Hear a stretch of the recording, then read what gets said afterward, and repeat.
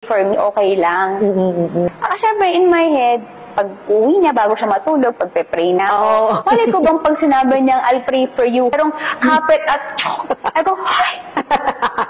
Wait. Wait lang, sabi ko, tita, bakit may pa ganon? Sabi ko, baka isipin ng mga nagbabasketball, may sapian na nangyayari dito, sinasapian ako ng masamang espiritu. Sabi ko, wag mo na ako pong ganyanan. Sige na, umuo ka na lang para matapos na siya sa sinasabi. Nagaya siya sa church. Sabi niya, gusto mo ba? Punta lang tayo ng church.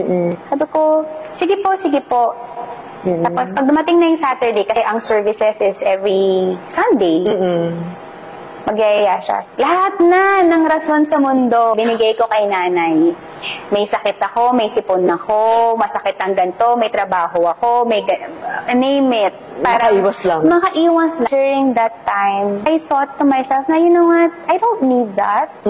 I mean, that's the last thing I need in my life. I don't need religion. I need solutions. Oh, okay. Ganun ko siya nakakita. After nun, it was 2010, 2011, natapos na yung show namin, pero hindi pa rin ako sumama sa kanya ni isang beses. Talaga? Akala ko nung sumasama ka na sa kanya. But she never stopped asking me to go to church with her. She never stopped sending me devotions. She never stopped messaging me kahit yung mga kamusta lang. Kaya siya ng dinner, kasama ako sa dinner just to catch up. She never stopped. So that was about 3 to 4 years of like that. Grabe, mahal ka niya talaga. That's love. Until one day, nag-message ulit siya sa akin. Saturday. I remember this was Feb of 2014. Okay. I will never forget that day. Sabi niya, halika, sama ka sa akin sa church. Ang anak naman, ang nasa isip, 4 years na akong niyayaya. Baka naman mamaya, pagka tumanggi na naman ako, ang ganda-ganda ng flow ng career ko. Naku, baka gabain ako kay Lord. Ako?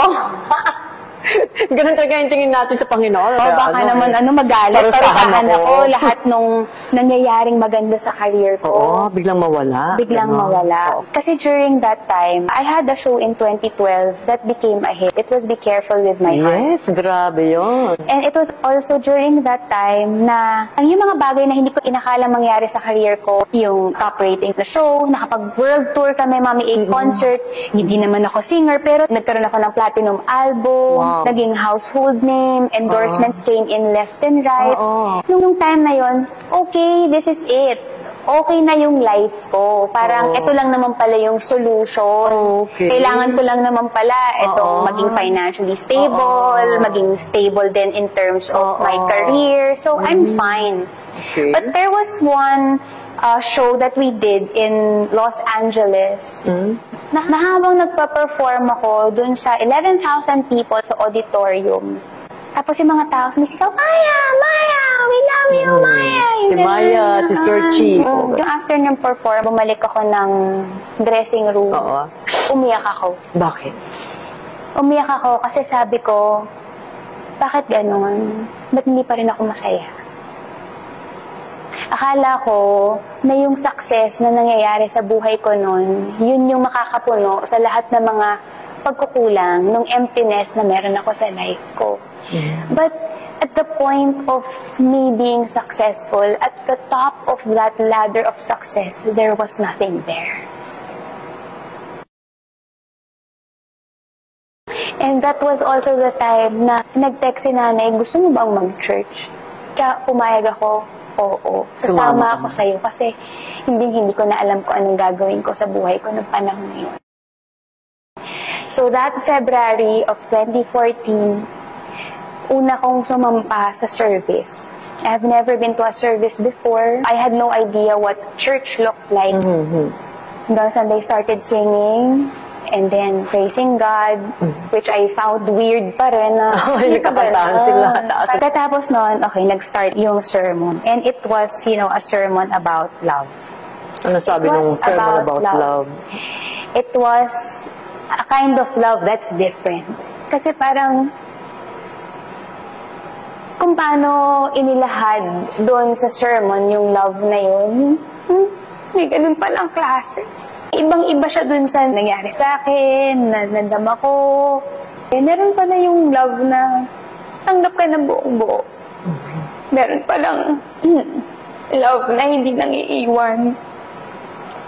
Yung love na parang kahit anong mangyari, yung magsistick lang sa side mo. And syempre, parang having all those abandonment issues and fears of, parang failure, na konting gato, baka iwan ka, na parang, there's actually a love who stays pala.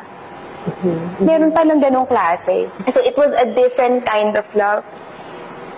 Yun nga yung love na meron para sa atin yung ating Panginoon. Pagkatapos ng service na yun, sabi ko kay nanay, "Nay, tapatin mo ko. Chinismis mo ba yung buhay ko dun sa pastor?" Para patungkol sa'yo yung message. Yung sermon talaga, grabe, yung parang isinulat talaga yun para sa akin. Kasi after nun, balik ako the following week and the following week and the following week hanggang sa nagtuloy-tuloy. Na talagang ito yung you are fully known and yet fully loved. Na you can really be yung as bare, as undone, pero yung mamahalin ka pa rin ng buong buo ng Panginoon regardless of what your past is. And ang desire niya is yung makilala mo siya at tulungan ka niyang maayos yung buhay mo unti-unti.